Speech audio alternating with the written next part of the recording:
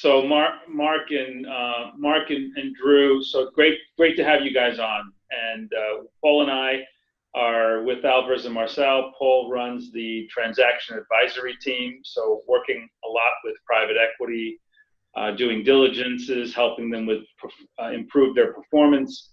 And I, of course, am over in Europe, and we get together every couple of weeks and just talk about what's happening in the world, obviously with COVID-19 and the way that's hit across different parts of the world. It was helpful for us to talk about this and share this with our colleagues and our networks, and that's now gotten to be more followed, and we've now come up with the idea of having different folks that we know over and sort of in a dialogue. And we thought it would really be interesting to get the perspective from you guys that are managing something probably even more challenging than a business, which is really higher education, and it's now towards graduation, and this is the time when we usually share this and celebrate it live, and we have our families over, and it isn't like a 4-year experience where you have a few years to really get into the experience. Here, you have some students who are just there for 16 months or 18 months, and how do you impart something special during that? So we thought it'd be great to hear your perspective regarding just what's happening and how you've dealt with it, how you've pivoted, and how education is occurring.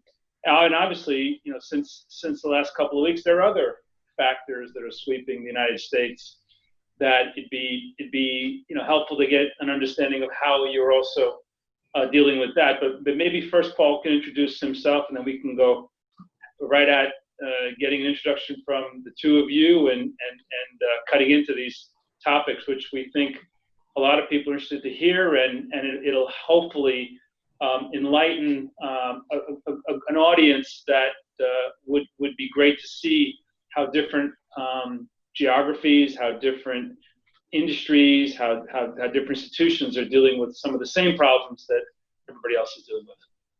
Paul? Yeah, thanks, Tone. So, I'm Paul Aversano. I didn't go to Cornell, but I went to Binghamton. So I went through the school manager Binghamton. I spent some time in Ithaca, so I'm sort of from up there. I'm public school educated for lack of the whole way. You're in the family. Nice to meet you both here. I joined A&M, as Tony said, about 14 years ago to actually start the global transaction services business, which is really an M&A consulting type business. Prior to that, I was a partner at Ernst & Young. And prior to that, I had spent a little over 10 years at Arthur Andersen. So I have a 28-year career, half of which has been in the Big Four public accountancy. I'm a CPA. The other half has been with Tony and the Alvarez and Marsal organization. So I'm based in New York. My whole career has been in New York. I'm actually in my home office, the bunker here on Long Island, which is where I'm from. So very interested to have you both today, and thank you for being here. I think, when you look at what's going on in the world today on a variety of topics, it seems like the higher institutions and the college campuses are really front and center in a lot of that. And it would be it's very timely to have you both, and very interested in getting your perspective on some of the things that Tony mentioned. Well, it's great to be here. Drew, do you want to go ahead and introduce yourself? Sure. I'll do the express version. I'm very, very happy to be here engaging with the two of you. Drew Pascarella, Associate Dean for MBA programs at Johnson. I'm a Johnson grad from 2001, and I had a prior life as an investment banker. I worked at Citi covering technology, media, and telecom, did about $35 million of M&A deals and $9 billion of capital raising. So I've known and respected your firm for many, many years. And thanks for your partnership. And I know this is a very, very busy time for you and your colleagues. So I appreciate the opportunity to talk about my new career, which is higher education, at a very pivotal time in our history. So thanks for having us. And I should start by saying I'm thrilled that Drew is serving as Associate Dean for Residential MBA programs because he's doing a fabulous job. My name's Mark Nelson, and I'm the Dean of the Salmon Curtis Johnson Graduate School of Management at Cornell. I've been at Cornell now for 30 years. I started life in Iowa, and so came up through state schools as well. And the bulk of my career has been as an accounting professor. So, Paul, you're speaking my language. We can geek out on pension accounting or something and just end this interview early, probably. It's a really, really interesting time to be serving as dean, and we'll talk about why, of course. One of the things that's been remarkable, though, is how our communities come together. So, you know, when you're facing some challenging circumstances like COVID-19, the ability to reach out to students, our staff, our faculty, and our alumni, I mean, it's been really important. And all of these parts of the university work tightly together. I should thank Tony. He's a member of my advisory council. These are senior people who really provide their insight and help us guide the school. So it's an absolute pleasure to be here with you guys, and look forward to having this conversation. Well, let's start off with when the lockdowns started to happen. I know, having visited, and you, Mark, have shown me the incredible technology that we have, because Cornell has these international programs already, where a lot of the education is indeed over video. So I would have thought that you were already advanced in being able to understand how to create a class setting, and how did you end up having to train and extend that not only throughout other Johnson classes, but even outside of Johnson, and how did you deal with foreign students? I mean, one of my niece's significant other is a foreign student, and how do they go back? Visas, support network. How did you guys deal with all that when the initial crisis happened? Yeah, boy, there's a lot that went on. I mean, let me talk about this idea of sort of converting to virtual instruction for programs that weren't using it, and I'll start off, and then Drew can jump in. So you're right. It's actually, since 2005, we've had a program called the EMBA Americas. And there, what we're doing is teaching executives in 5 countries: in Canada, the US, Mexico, and Chile, and Peru. And so you'll have groups of executives, and they'll meet on the weekend in what we call a boardroom, or some of them are individual at home. And we have some really, really strong teaching technology that we use for that program. And so we've been doing this for 15 years, and we've learned a lot in doing this. And there's some things that you need to adjust when you're teaching in this kind of an environment. There's a lot of technology that you can use, but it's kind of hard to simultaneously make use of all that technology and be teaching and going through kind of the intellectual communication exercise of teaching. So one of the things we learned is it really helps to have a co-pilot. It helps to have someone who is with you and helping you, like with Zoom. You know, you've got chat streams, you have vote capability, you have polling, you have breakout rooms, Q&A, you got all these different things you can do. And having someone to help you orchestrate that, I think, is really, really important. So what happened at Cornell was that to start, as the epidemic was breaking out in New York City, we actually have an executive program that is in collaboration with Weill Cornell Medicine. It's a healthcare-focused EMBA and MS in policy. And because they were on the front lines, it was pretty important that they remove their clinicians from any kind of exposure. And so they went virtual, and then our other programming in New York went virtual. And at the same time, in Ithaca, we had a short instructional pause while we converted our other programming here. We were ahead of the game because of that America's programming, and because of our experience there and our faculty experience there. That said, there were faculty who had not taught in that environment before. And so there were resources at the Cornell level, as well as within Johnson and our college, to help those faculty convert and ramp up. And the one thing that I find really interesting about this is that there were some silver linings here. One is that there are some things you can do that are easier to do in this environment. Drew teaches a class profiling business leaders. He had Irene Rosenfeld in. I did a fireside chat, literally, that was the fireside. She was in her den in Chicago. And it's a lot easier to get an Irene Rosenfeld in your classroom in Ithaca when you can Zoom. And Drew was orchestrating a class where 60 students could ask questions and have one-on-one FaceTime with Irene, and she, shared her expertise. That was fabulous. And another silver lining that I think is really exciting is that, as you know, Tony, we've got our Cornell Tech campus in New York City, as well as our Ithaca campus. And that two-campus model is facilitated by us using technology to span those campuses and to have faculty, they're world-leading faculty at both of these campuses. We want them to teach students simultaneously. And we've geared up technologically. One of the things this has helped make sure of is that all of our faculty are extremely comfortable teaching on this platform. So I actually think it moved us forward in our goals of actualizing that two-campus model and making sure that we can bring the world to Ithaca pretty easily.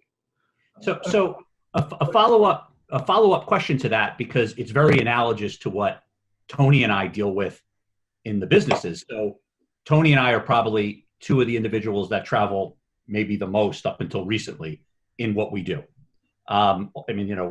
Several 100,000 flight miles a year. And then obviously that came to a grinding halt. How do you feel this experience going through it with COVID?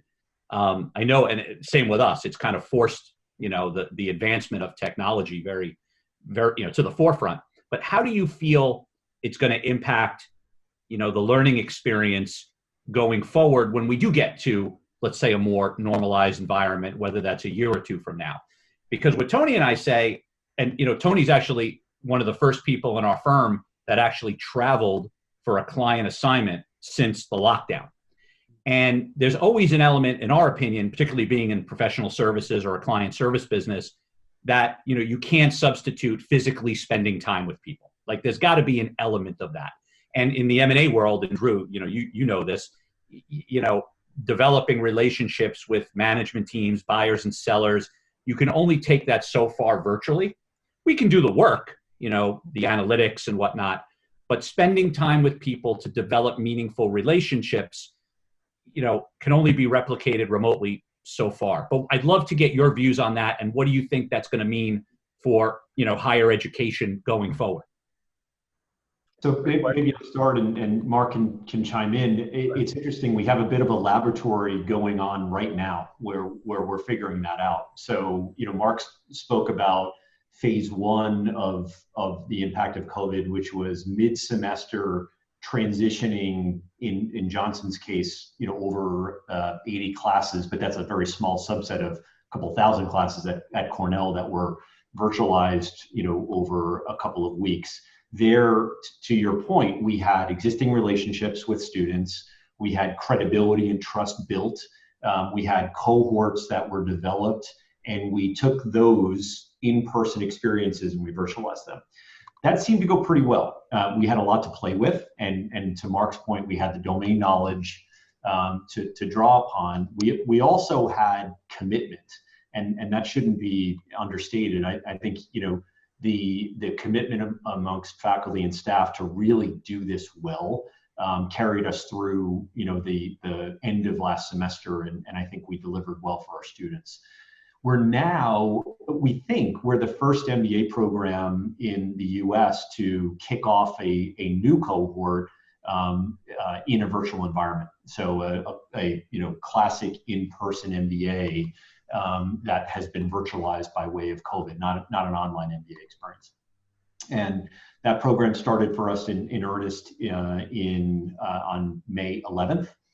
These are our 12-month MBA programs. We have one in Ithaca and one in Cornell, at Cornell Tech in New York City, both about equal size, much smaller cohorts than the traditional two-year MBA format. So a smaller group of students to deal with, but still, scale programs that we're delivering in real time for the first time in this virtualized environment. So here we have really the opportunity to observe, are you able to build those relationships that were pre-built in the spring semester? Are we able to do that from scratch? Early returns are things are going quite well. And the students are reporting that they're feeling connectivity to the faculty members, feeling connectivity to the staff members that are delivering co-curricular, career management type content, resume review and pitch sessions are going, people are feeling like they're getting a lot out of those. And importantly, the students are feeling that they are very much a part of a community. And some of that is due to the hard work of the individuals that are building that community, and some of that is a function of what we did to engineer it. So we put students intentionally in what we call core teams, and that's groups of 3 to 5 people where you're in the same group for the entire summer. So as you pass from class to class, you're going through team building and leadership type sort of co-curricular programming as you're going through your academic experience. So we have this structure in place where you can create to the best of our ability, you can create real human relationships in this virtualized environment. We check in with the students every week. We just had our last check-in a couple of days ago. We have an hour-long Zoom. We invite everyone from the program. We have program leadership and administrators, and we just say, what do you want to talk about? How are you doing? How is it going? How's your experience? And of course, they didn't know what the spring semester felt like for the current students. This is a new batch, but they're telling us about their experience, and it seems to be quite positive. They're building those real human relationships. They're feeling the connectivity to the instructors in class. They're feeling the connectivity to the staff members that are delivering that co-curricular, as I said. So the laboratory that we have, the data is coming out quite positive. I'm very happy to see it. I was quite nervous. Mark and I were obviously quite nervous about that particular aspect, and it looks like we're doing okay. That's great. If I can jump in, I think I agree with everything that Drew said, and it's a lot of work, a lot of intentionality to make that happen, because you're not bumping into each other in the atrium. You're having to structure it, and that is something that we've worked at, and we have to make sure that we keep that up. We have to, I think, crowdsource other opportunities among the community to build those relationships. I think that sort of thing is just really, really important. But the students have understood the circumstance that they're in. They've, I think, appreciated the high level of connectivity with us. Because we'll do weekly town halls. Well, I didn't do that a year ago, but I'm more accessible to this community than I was a year ago. And so there are pluses. People aren't sitting down and having drinks with each other at night unless they're doing it Zoom wise, which Drew and I do occasionally have drinks together at night Zoom wise. But it takes intention. It must be easier to bring guest speakers and individuals that would have to have traveled there and now can do an hour or a 20-minute Zoom. And personally, it's easy for me to attend advisory council meetings if we're virtual. Our advisory council meeting this last time was our first virtual one. It had the best attendance we'd ever had. And we got done, and what happens, Paul, with these advisory council meetings is that you'll have the meeting, and then they meet in closed session, and then I'm kind of given my report card, and in the sense of they've talked about how the school's doing, and also how the meeting was, and I tell you the reaction was this was really effective, and one of the things I think we're going to start doing is maybe having more meetings, but have more of them virtually, and be able to have more activity. I'm interested though. I want to circle back to Paul's question, because the idea of travel and how your business is going to change and how your relationship building might change. I agree with you that there's sort of nothing that's exactly taking the place of us being face to face and in a room and breaking bread with each other or whatever. But don't you think that the new normal will have some of that sort of connectivity, but also maybe more virtual connectivity, and find kind of a new balance of this sort of interaction? Because I'm going to resent long plane flights a lot more than I used to. Yeah. No, I would agree with that. You know, what's interesting is that, and I just had this conversation this morning, everyone now feels that every call or meeting should be virtual like this, like a Zoom.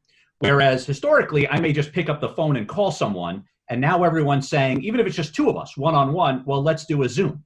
And I'm like, well, we would never do that before, and there's no reason to. Why would we do that now? But it seems that people want that connectivity. So there's certainly more of the virtualization, which I think is going to continue both internally within our firm and probably externally, because it's so easy to do now with the technology. And I think people have gotten more comfortable with it, even just through necessity, right? The flip side of it, you know, in a client service business like ours, you know, you have to make an effort to, you know, where if we were in New York City, for example, or in your atrium, you know, it would be easy to just call up and get lunches or coffees or drinks. I'll come over and spend an hour with you to just check in. Well, now you got to make a real effort to do that. Yep. And it's harder to do that virtually with senior people. So you got to find creative ways. One of the things that I've been doing is using golf, because now we're in that time of year. It's socially acceptable, you know, social distance wise. And you can say, let's go play a round of golf. And then you kind of get someone live for 4 hours. But, you know, again, it's making much more of an effort than you had to do just kind of walking around Midtown. So, Tony, I don't know what you would say on that, but. I'm of two minds. So I hope that we'll do more of this and it'll stick. It is effective and more effective in some ways, just like we said with the advisory council, you're able to access more people. There are benefits to it. There are drawbacks to it. And they're just on the assignment we have in the Middle East. When we were on site, the junior team would get together for drinks and end up discussing issues that are more organic and ad hoc, but very effective. And if everything was in a structured meeting, you'd lose some of that communication that spots things across. So there's pros and cons. I also think that human beings tend to cycle into certain behavioral patterns. And once the need for certain behavioral patterns is over, you go back into the old pattern, and that's a very strong default. I'm hoping that there are aspects of this that we keep, because you do get to see your family more. I mean, selfishly, I do get to see more of my family. I'm able to work. I'm able to get stuff done. And so hopefully we'll find a good new normal balance. But there are forces on each side. There's forces on each side. You're switching. What about jobs? And you have lots of businesses that are just, you know, we're seeing this in terms of the cost reductions, cutting back. We're, by the way, hiring. So to the extent that the answer of this question is, you know, yeah, it's more difficult. We're a great firm platform right now, because we're especially across Europe. So all your international students, send them over. But how do you see that? How do you see that challenge and helping place the students in a very difficult job environment? Sure. Maybe I'll start with this one, and Drew, we can just take turns. Well, what's interesting is that it sort of ties in with admissions, because if you think about MBA programs, historically they've been countercyclical, where in a really strong economy, nobody wants to leave the strong economy, and so it's really tough to get students admitted, but you're placing them really easily. And admissions for us and our peer, you know, all the top schools has just been more and more competitive over the past years, and placements have been very strong. And now, of course, we're moving into the flip side where we're looking at a recession. And so we know that we're going to be facing a more challenging placement environment. And historically, that should be an easier admissions environment. But we've never had a pandemic-caused recession, at least in my experience. And so to the extent that that creates travel restrictions or uncertainties on the part of students, that could affect you from an admissions standpoint. So on the admissions side, I promise I'll talk about placement, but they really are tied. On the admissions side, I mean, we're up right now in terms of applications, we're up, I think, 22%. And many peer schools were down. So part of that I really attribute to some great marketing communications work and kind of getting the news out about a program. And so that's all great. But of course, we haven't matriculated most of these classes yet. We've still got a summer ahead of us. The placement side then is where our students are, of course, that's a big part of the payoff of their MBA. And part of what's been interesting for us in terms of this current placement cycle is that when you're talking about a student, a 2-year student, in investment banking and consulting, a lot of the placement in these 2-year programs happens through the summer internship. Yeah. And so what we've got this model where second semester, first year, students do what's called an immersion, where they really double down on some topic they're super interested in that relates to their career focus. So Drew, for example, is the driver of our investment banking immersion. And Drew, I'll sing his praises. He creates a practicum where every week these students are doing a new modal case that's the kind of thing that they need to do once they enter practice. Well, they go into their summer internship with all that under their belt already.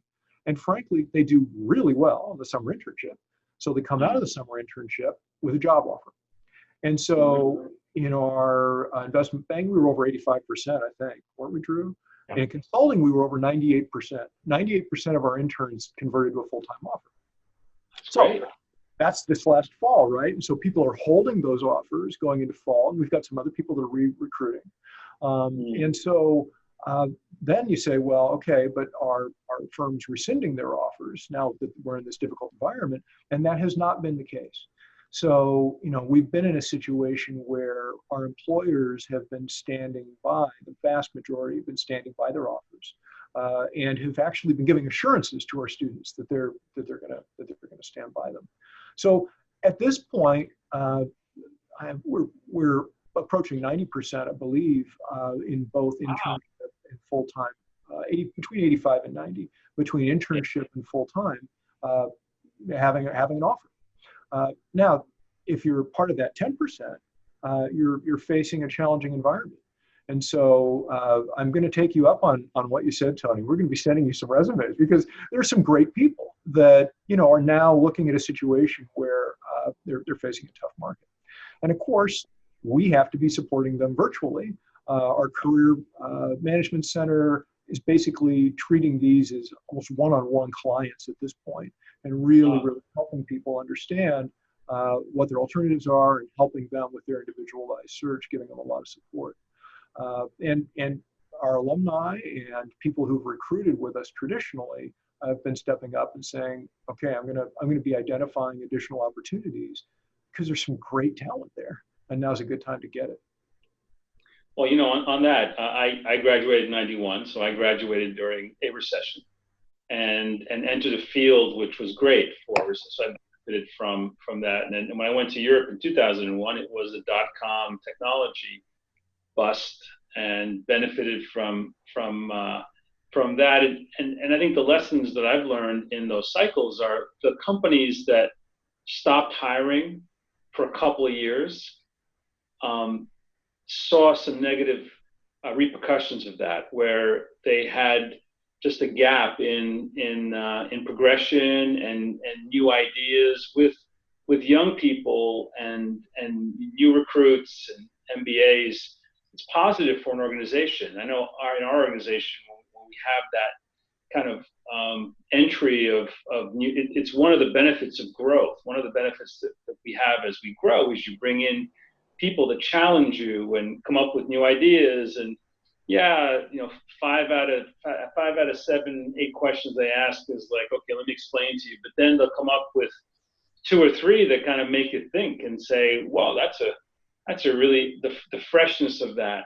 So I do think that companies are well served to maybe reduce but not discontinue entry, and it's healthy for them in what they're doing. And then for those that are entering fields that are in private equity or in turnaround consulting or performance improvement consulting, this is a great time to get experience. You can actually go way faster.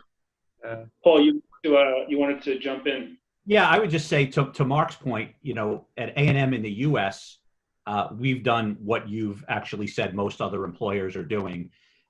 We run in our M&A transaction advisory group, we run a summer internship program, we run a leadership development program, all of which unfortunately we had to take virtual, but that's is what it is.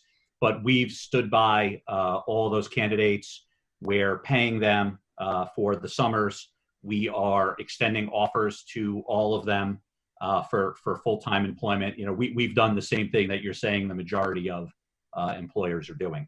And I think because what Tony said, we've learned if we didn't do that, it would create a gap in our workforce that, when things turn around over time, it's going to be challenging to fill that bubble that'll move up through the ranks. Mm-hmm. So plus we also think it's just the right thing to do philosophically as a firm and part of our culture and core values. That's just what we do. Yeah.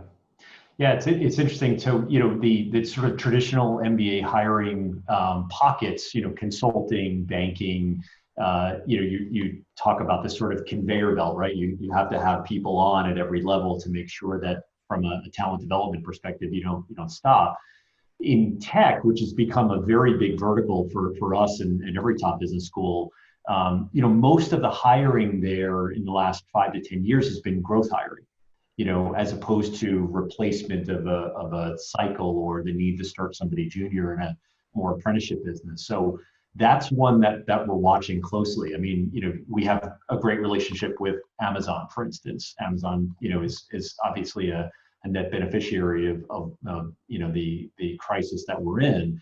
So that's been good for us. But if you look at the suite of big tech companies that have been hiring in mass from business schools, they're generally hiring to grow businesses. And so the question is, will those companies be in growth mode in the next 2 or 3 years, or will they be sort of maintaining and culling this very large workforce that they've been building over the last, as I said, 5 or 10. So that's a question mark for us. We've seen some good early returns, but thinking more strategically, into the future as these new students are graduating and as the next group is thinking about their application process, that's a question mark, I would say, is what is tech going to do from a hiring perspective, and what do they need?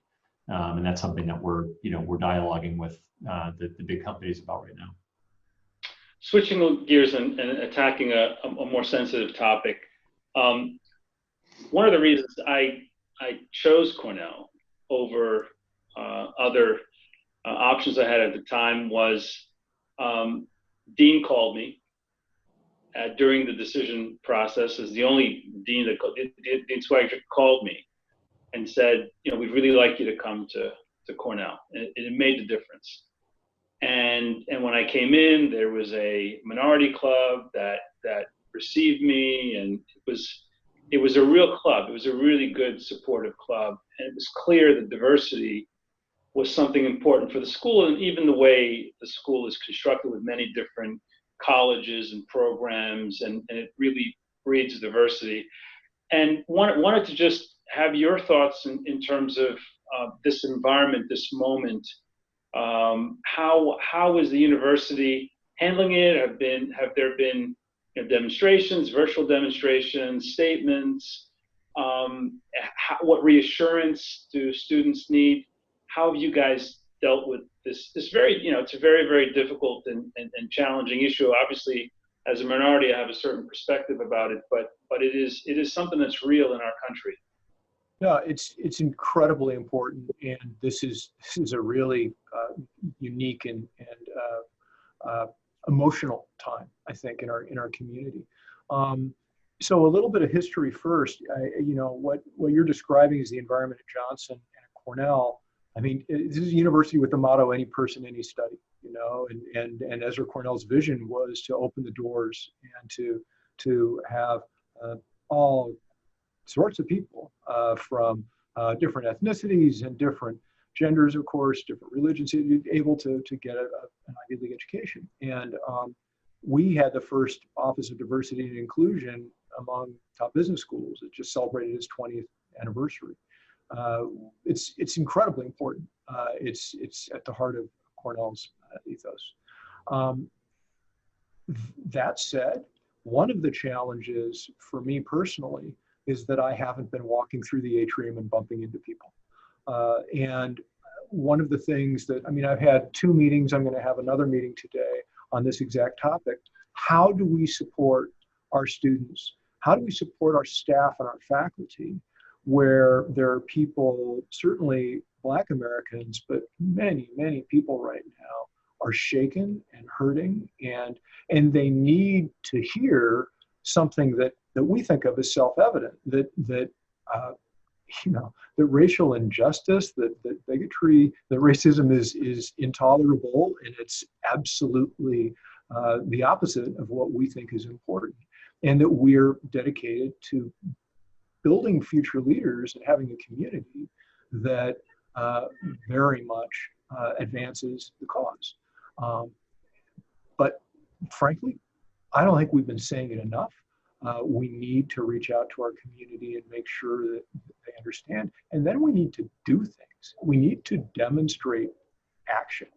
And some of that relates to what we do to support students when they're at Johnson. Some of that relates to efforts that we do, but that people might not recognize. I mean, we're part of a group called Consortium that brings in underrepresented minorities. It's really part of our pipeline and part of our scholarship approach.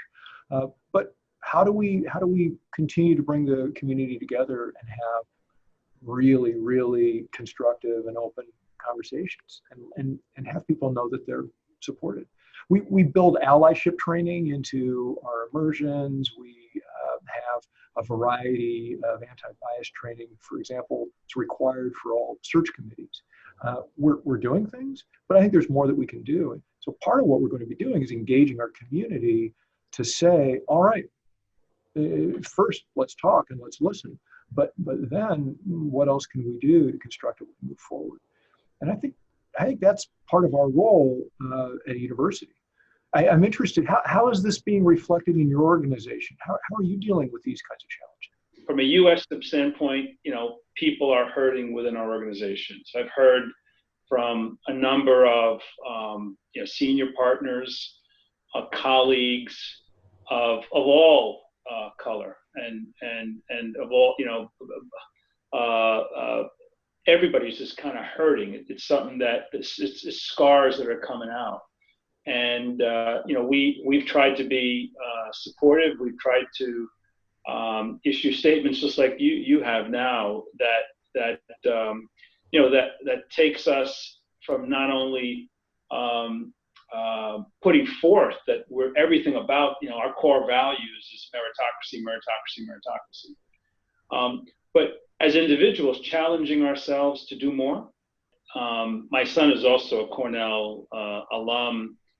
What was in the protests here in Paris in the middle of all of it, and during COVID. And my first reaction as a father was, wow, you're exposing yourself, and during this age of COVID, are you sure about that? And of course, at the other hand, I'm proud. I'm proud that he's following his own convictions. One good thing about COVID, though, and I think this plays into it, we all feel more connected globally because we've all faced this problem. And so when big problems happen, we all kind of do feel connected. And that is the hope. That's the hope part of this. I'm more of an optimist. I'd just like to add that, from an A&M, an Alvarez and Marsal organization, which is really where my perspective is from, I think it starts with leadership.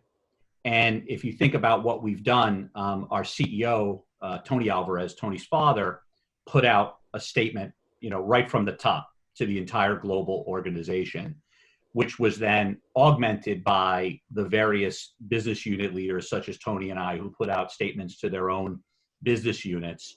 But, the same messaging that, the core values of our firm, we obviously support diversity and inclusion, sharing personal perspectives that Tony and his father and his family have.